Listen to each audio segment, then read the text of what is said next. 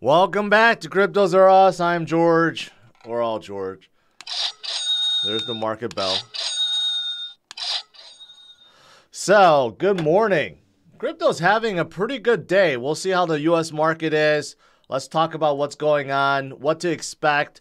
But also, let's talk about this huge, heated debate between Ripple CTO, David Schwartz, and self-proclaimed Satoshi, Craig Wright.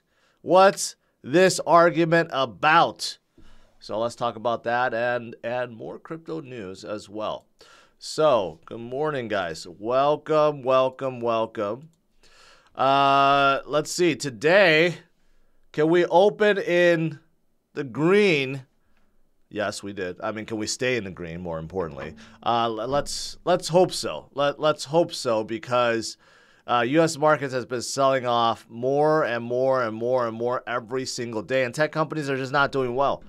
Yesterday, Apple, Tesla went down further, 52-week low. Right today, I saw this. Salesforce is laying off by 10%, more than 10%. And Salesforce had about 74,000 employees end of January last year. That's last year. Who knows what they're up to this year. So we're talking about 7,000 to 10,000 employees being cut from Salesforce as well. So there's just still a lot of fear right now, right, in terms of how 2023 is going to shape, whether or not we're going to get more recession, a deeper recession, or we're going to get more sell-offs. I don't know. At this point, right, it's too early to make those those calls. But there are still a lot of companies that are trying to prepare, like Salesforce, and obviously their stocks have been decimated. Salesforce, Apple, Amazon, Google, all these guys, their stocks have been decimated over the last 6 months. So yeah, still a lot of fear, but maybe today we could finally see some green. But yeah, right now, I think the next big thing people are looking for, the next catalyst that could possibly drive things higher or reverse the course that we're in, is the next FOMC meeting, the next rate hike, right? And that is coming. Today, we're going to get Fed meeting minutes. Okay, it's going to be released about 2 p.m. But this is showing what the Fed said last month. So this is not the new one. The new one's coming out in February. Man, I can't talk this morning. Not November. February. We're going to have another FOMC meeting in February. So that will be a big one to look forward to in terms of what the Fed says, what Chair Powell says.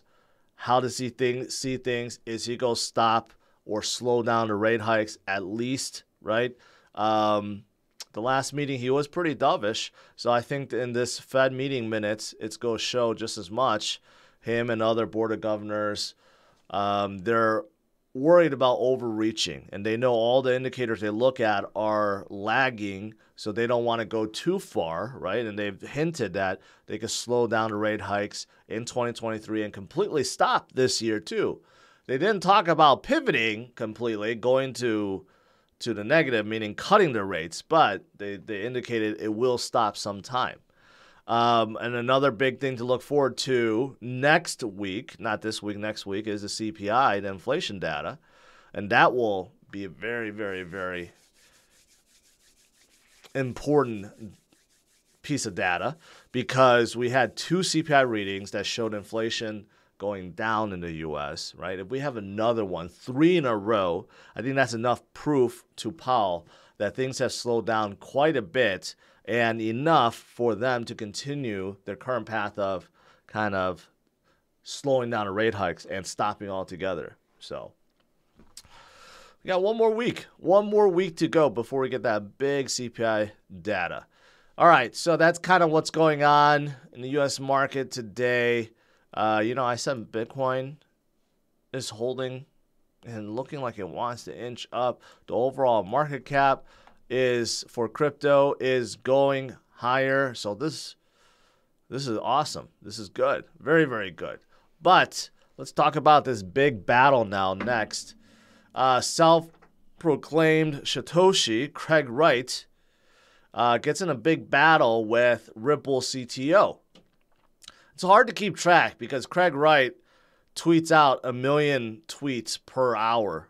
There's so much that he has said. So I kind of scroll through and try to get to I try to summarize basically what was being said, right? First of all, in case you guys don't know who Craig Wright is, he is a data scientist, and years ago he came out and said that he is Satoshi, that he himself created Bitcoin. But since those remarks, he has not been able to prove it. He has sued a lot of people. He lost one, won a couple, tied a couple. I mean, he's basically trying to sue people into submission, into saying that he's Satoshi, although he can't prove it. He himself said he can't access a Genesis block. He can't access Satoshi's wallet because he destroyed the keys. Is that true? We don't know. But in the community, many people recognize Satoshi was probably a group of people. Dave Kleeman and the other guy, I'm drawing blank here. But Hal Finney. Many people in the community think that it's these two guys, Hal and Dave, that possibly created Satoshi, possibly created Bitcoin. And some think that maybe Craig Wright was pulled in just to write the white paper, but he was never given the keys, right? So was he part of the group? We don't know, but Craig doesn't even recognize any of the other guys. He just says, I did it myself. Anyways, so I'm saying that to just give you context, because how trustworthy is this guy? At this point, I would say not at all. But he does go on and attack Ripple. And, this thread, it just goes infinitely. I mean, that's why I said it's really hard to keep up. But I think that what this started was the fact that Craig Wright said XRP Ledger can't scale. I think that's how it started, looking through everything. And then, of course, David Schwartz has to, jump in and kind of protect things. And then they get into a lot about law, about defamation, about how companies are not really using XRP. Even though Craig Wright, he did cause a contentious fork of Bitcoin Cash, not even of Bitcoin, okay? So in terms of the order, Bitcoin had a contentious fork caused by Roger Ver and spurred Bitcoin Cash. And then Craig Wright caused a contentious fork of Bitcoin Cash and created Bitcoin SV, which no one pays attention to anymore. So David was kind of going and saying, how can you define XRP being a failure when BSV is much smaller, right? And you caused a fork, and every single metric is bad. Is bad. But, that didn't stop Craig Wright from attacking more, talking about how it can't scale, how no company is using XRP or Ripple. Okay, and it goes on and on and on and on and on and on and on. And then, you know what? Craig Wright asked for example. He's like, hey, if XRP or Ripple is being used so much, how come I can't find anything outside of marketing materials, right? So then David Schwartz tweeted this company, Santander, and this video that's on top of Ripple's YouTube page. And this guy talks about how they use this app called OnePayFX, and it's supposedly running on top of Ripple, the XRP ledger. But then people pointed out that if you go into their SEC document, the one that they filed with the SEC, if you look in here, there's not one mention that whatever they're doing or whatever they're using is on top of the XRP ledger. And then the argument goes on is because financial companies that are using, or any companies using financial products, have to be audited, and there's this thing called Sarbanes-Oxley audit, right? And because of it, there's this argument that very little, if any, financial companies or companies at all is using XRP or using XRP Ledger for any of their main products, right? So it just goes on and on and on and on and on. And then Craig Wright, of course, tweeting a million tweets per hour, is basically saying that, David Schwartz, Ripple, can't come up with any real-world examples of companies that actually use XRP as a cross-border payment settlement currency, or even utilizing really the ledger. And then he's claiming that Ripple keeps saying because of NDAs, they can't discuss things, right? And then at the end, Craig Wright calls XRP a Ponzi and continues forward. And then, and then David Schwartz responded saying, oh, how come, if no one uses it, then how come there's this thing here where it says the banks and financial institutions that Ripple refers to as its customers do not use ODL. Basically, this is from the lawsuit. But Craig Wright is saying, well, that doesn't mean anything. That doesn't say anything, right? So anyways, I try to sum it up. Again, there's like a million tweets going back and forth between these two guys, right? So whether or not you believe Craig Wright in this case, he is a questionable character, like I said. But I do think that some of the points he made, it's hard to argue against, because this is one of the reasons why I've always stay neutral on XRP, on Ripple, because some of these things, right? And you know what? That's why I share the most educational video ever created about XRP, because of these things.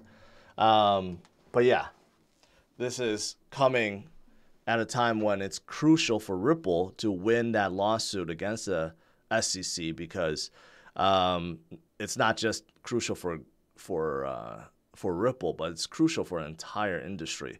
We don't want to see SEC label XRP a Ponzi, or label them as the security, or label them as anything, right? Conducted illegal, token sales, whatever.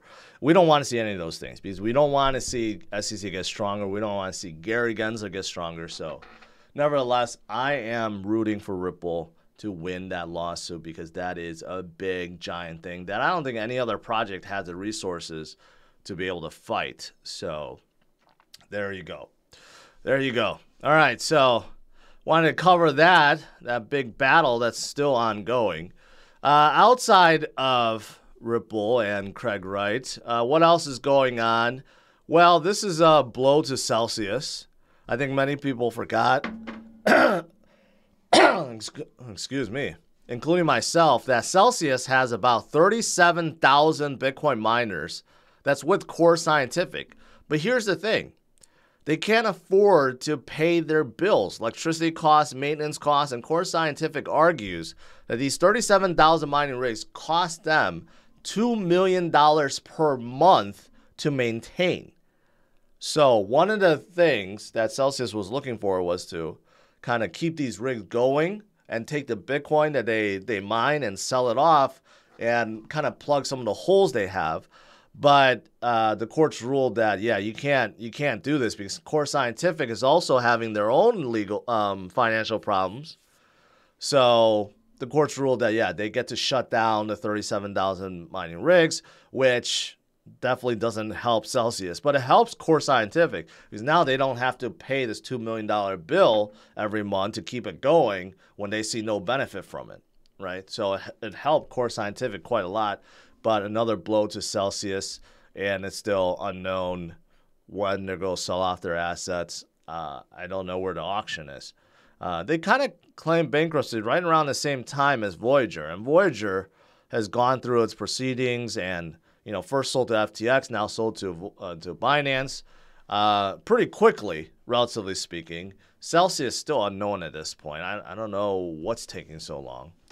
but not good for them. Not good for them. What else is going on? I did see this. Grayscale Trust, their premiums are all very, very negative at this point. I've always said this. The premiums really don't indicate anything. At times, it was plus premiums, and now it's all negative premiums, but you can't redeem, right? Just because you own, let's say, a Bitcoin trust doesn't mean you could redeem for Bitcoin, or Ethereum trust and you could redeem for Ethereum, right? So the premium really never had any use, but the fact that most of them are negative shows you that I think there's a lot of fear in the market right now. No one really wants to buy these trusts. More people are selling these trusts on the open market than buying, right?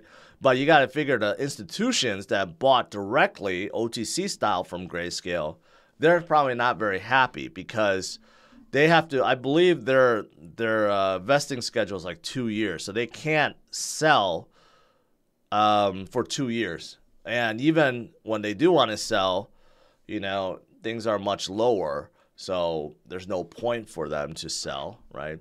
So it's kind of like that. But I bring this up because there's still a lot of fear about Grayscale's parent company, DCG, what's going to happen to them, right? As Barry is trying to plug that hole from Genesis, are they going to be forced to sell off some of these trusts, at least the assets in these trusts, right? Or is he going to be just fine? I don't know, but just want to tie it all together there. What else is going on? Indonesia is launching a national crypto exchange in 2023. So this is definitely positive. When it's a national exchange, that means entire countries and all the regulators inside that country is supportive of this. So this is obviously very positive. If we get more adoption, more growth around the world, better it is for the entire space. And then what else is there? No, as for Bitcoin, of course, got more good stuff. For example, total supply held by long-term holders, all-time high, 72.3%. Think about that. Over 72% of all circulating Bitcoin is held by long-term holders.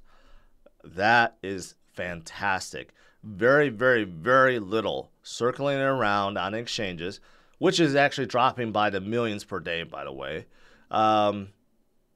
Yeah, as this number continues to climb, as the Bitcoins are being taken off the exchanges and being held, supply and demand, right? It's easy as that. Supply and demand dictates that as supply decreases and demand increases, what happens to the price? It goes up, right? So it's just a matter of time. And here we go. Here's another one that indicates it's just a matter of time before Bitcoin flips above, and then we'll see better days. So good stuff. Good stuff. All right. You know what? Bitcoin is still holding well. What is U.S. market? Turning more green. Let's see what Tesla better be up today. Yeah, Tesla finally getting a little breathing room, up slightly today. Man, they were down over 12% yesterday. Absolutely brutal sell-off. So, all right, that's it. Let's do some Q&A.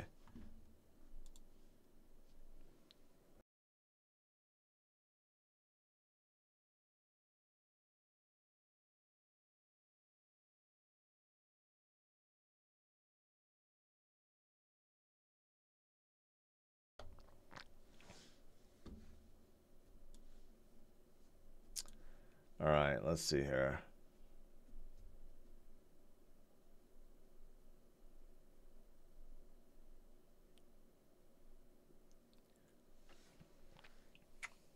So much fun. The maxis are scared. Solana going to 16 today. I think Solana's taking a break right around 13, 14. They have gone up quite a lot within a short amount of time. But it's good to see that they're gaining some momentum. Today also, you got Avalanche doing pretty good. You got Ethereum Classic going up for no apparent reason. Near Protocol is pumping today. Lido is pumping today. So It's good. Good to see some nice pumps. BNB is up about 4%, Ethereum about 2% today. Bitcoin a little stagnant, but a lot of the altcoins are up. That's good.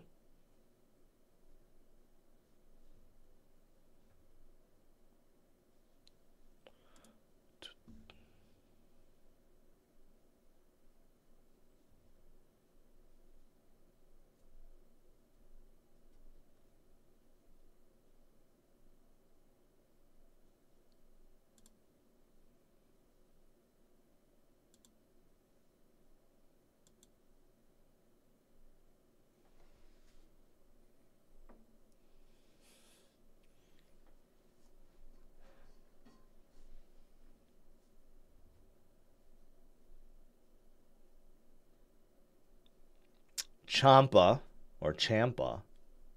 appreciate that. Let's see. Still scrolling. Ooh.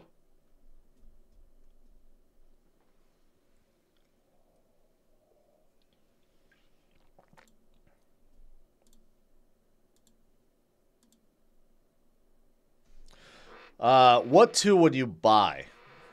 Aave, this is from Ed. Aave, Cardano, SushiSwap, Uniswap, Loopring, Litecoin, or Sheep. If I had to buy two, it would be Cardano and Uniswap.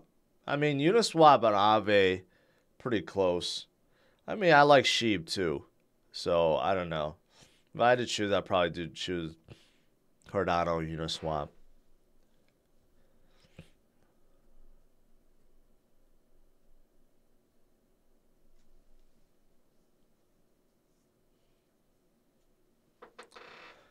Please make a brief video on crypto regulations and its implication. The thing is, we don't know what the regulations are. A lot of it's being talked about, and there's a lot of bills waiting to be approved. No one knows what the true regulations are. There's a lot of talks about forcing wallet makers to do KYC, forcing exchanges when they get a transaction from a wallet to force KYC. I mean, there's a lot of things being talked about, whether or not they're actually going to be in play. The infrastructure bill has a portion that talks about brokers needing to KYC, and what's defined as a broker, as a miner or staker broker.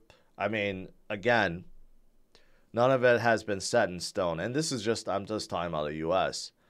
You know, other countries have their own ideas or agenda.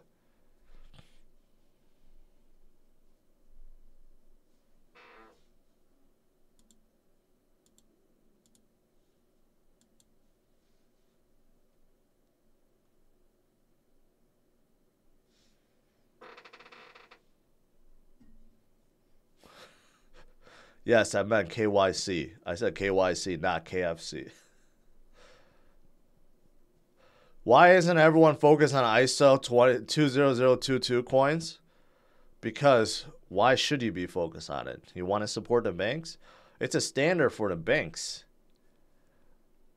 It's a new standard for the banks to replace SWIFT, basically. So why would you want to support that? Crypto is meant to replace the banks and meant to replace the financial industry, right? So, yeah, that's why. Your thoughts on Luvium? I don't really have thoughts on Luvium. I have not kept up with them. It just seems like their token unlock kind of screwed a lot of people, you know, put more sell pressure during a fearful market. But that was by design. So, I mean, it was according to schedule, so it's not their fault. But, you know, when things are down, there's no one really paying attention to like metaverses or NFTs. And they're, you know, huge on that. And the full-fledged game is still not out, I believe. So it's going to take some time.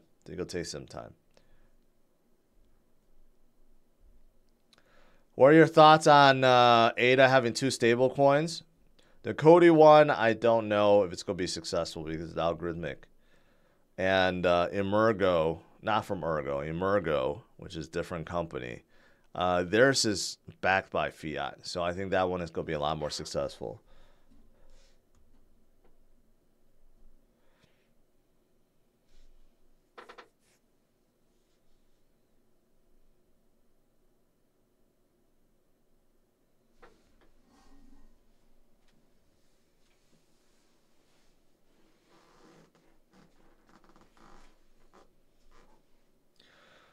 George, at the beginning of the cycle, everyone said institutional adoption aided crypto's progress. One new institution remains that hasn't been found to be a fraud yet. Opsar, I think you're getting confused. When people say institutional adoption, that doesn't mean the likes of Celsius or Voyager. Those are not institutions. They're crypto projects. Institutions meaning like Mass Mutual or the banks, JP Morgan, or public trade companies like Tesla or MicroStrategy. These are what's considered institutional adoption, and they're still there, and it still exists, and it's still growing. So I think you're equating it to, I think you're confusing it to be the same thing, and they're not.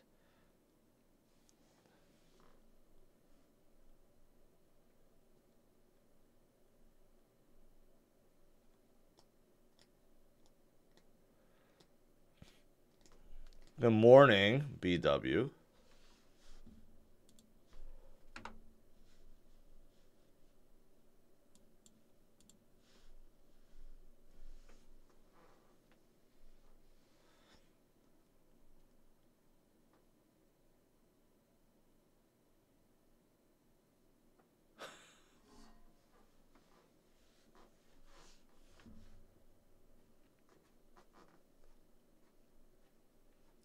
What are your thoughts on the Jordan's Retro 13 purples? I didn't even look at it. There's so many colors coming out. I stopped paying attention. I like 13s though. I like 13s. I think they may be my favorite ones. I know everyone goes, towards the 1s or the 3s, but I really like the the latter ones, like the 13, 12s, 11s.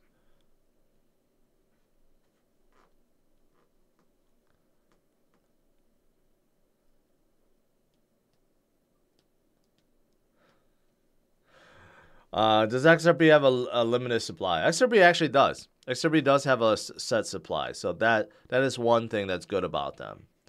But back in the day, there was no stable coins, so you can't really fault Ripple or whoever created XRP for this. But if you really want to create something to replace, the USD or fiat as a cross-border settlement, currency, should be a stable coin. It shouldn't be something that fluctuates 5-10% a day, right?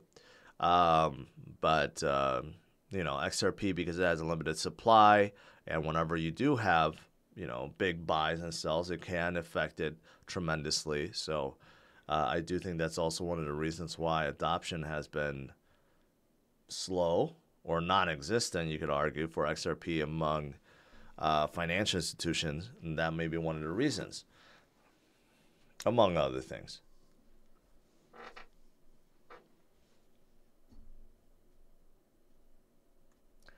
I don't know about this Coinbase suit for $50 million. I don't know where. I didn't see that, if that's true.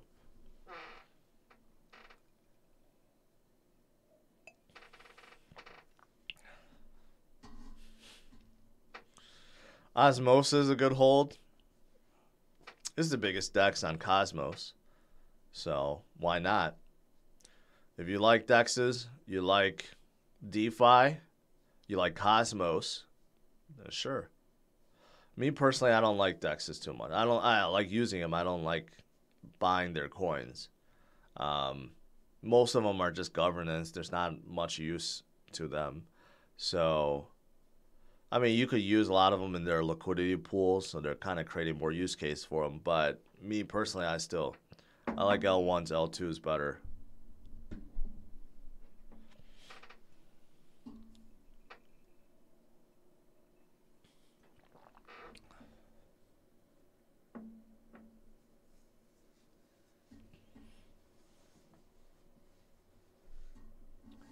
Thoughts on a Mazda CX-30?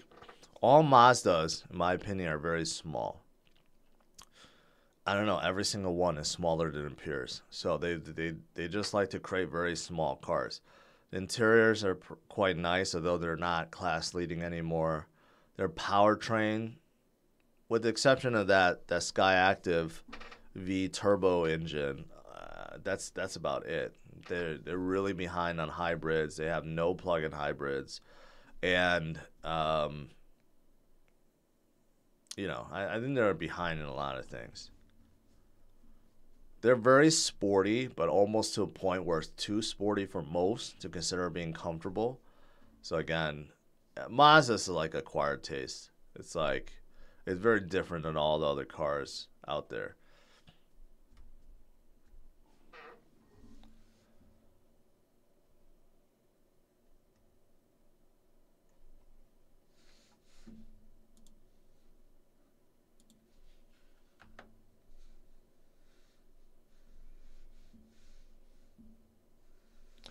What are your thoughts about SHIB moving away from a meme coin? That's great. That's why I like SHIB. Because they're trying to add utility. That's what you want. That's what you want. You don't want to stay as a meme coin and have no utility, right? So that's a fantastic thing. Any thoughts on the CADX, the exchange on Cadena? No. I guess I would like to know what your thoughts are. I mean, a DEX is a DEX, right? What makes a DEX useful is to have more liquidity pool and more liquidity. So all DEXs are striving to add more coins and more liquidity for the liquidity pools, and that's pretty much it, right? There's not much else to make a DEX stand out, and CADX, they need to do the same. Cadena's ecosystem is quite early, quite young, so they just need to build upon that and get more dApps, get more users, get more liquidity. I like the tech, I like the team, but their ecosystem is just really small at this point.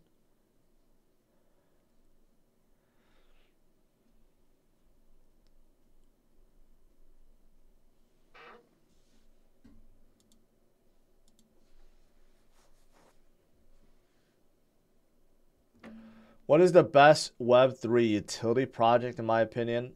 You know, Web3, this term gets thrown around a lot. Web3 is just basically moving towards decentralization. The entire crypto space is considered Web3, in my opinion.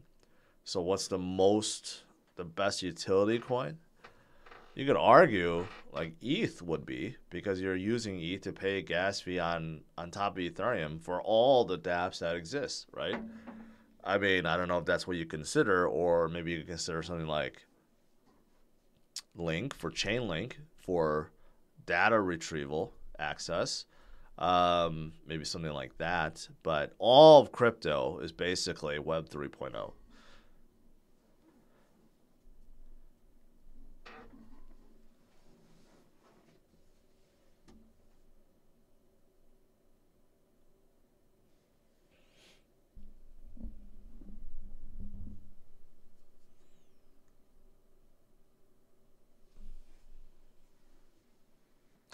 I need to put more money into Tesla while it's low. Well, unfortunately, Tesla could go and slide further down. Oh boy, NASDAQ just turned red. Oh, Dow just turned red. I mean, it's mortgage demand plunges 13.2%. Interest rate had higher. Yeah, that sucks. That sucks. But these are the things that Powell's looking for, right? Softening of spending, of prices, demand, of labor. You know, he's looking for these kind of things. So unfortunately, these bad headlines, they look bad, but in that sense, it's it's helping Powell slow down his rate hikes and stop the rate hikes altogether, right? So that's the best way to look at it. But you don't want these headlines or these economic data to go too far. You don't want to show that the U.S. is going into like a major recession or depression. The best case scenario is like a mild recession, right? That soft landing that he's talked about. That's the best case scenario, but you don't want to go too far where things are pushed to the brink where everyone is now dumping their houses because they can't afford them.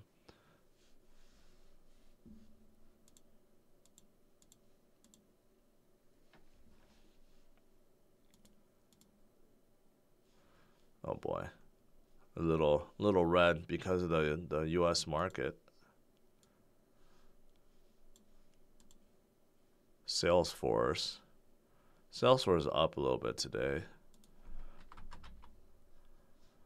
Yeah, Tesla looks like it wants to go into red again. It started out plus 4%. Now it's barely at 0, and it looks like, I mean, at this point, I don't know what can help Tesla. I mean, I just created a video on my other channel, I Am George, right? I think the fear level is unwarranted, but because of FUD, it could definitely continue to go down even further. Hopefully not. But once Tesla finds a bottom, just like Bitcoin, once it finds a bottom, it'll be a really good buying opportunity. But don't know when that is for Tesla, as long as Elon is the CEO of Twitter. All right, guys, that is it. So overall, Bitcoin is still holding strong. We got some back and forth between Craig Wright and Ripple. We'll see where that goes, right? But yeah, these days, that's all that's happening on Twitter. Just a lot of infighting. Overall, we need to stay together, stay strong. We need to see Ripple defeat the SEC. We definitely want to see that happen. But outside of that, there's still a lot of good things happening in this space. So stay strong, my friends, and I'll see you guys tonight, 8:30 p.m. Central Standard Time. And for those of you guys that want to learn a little bit more about Ripple and XRP, here is the most educational video ever created. What do you think about Ripple? Well, I mean, I think it's too centralized, but I definitely want to meet Chris Larson.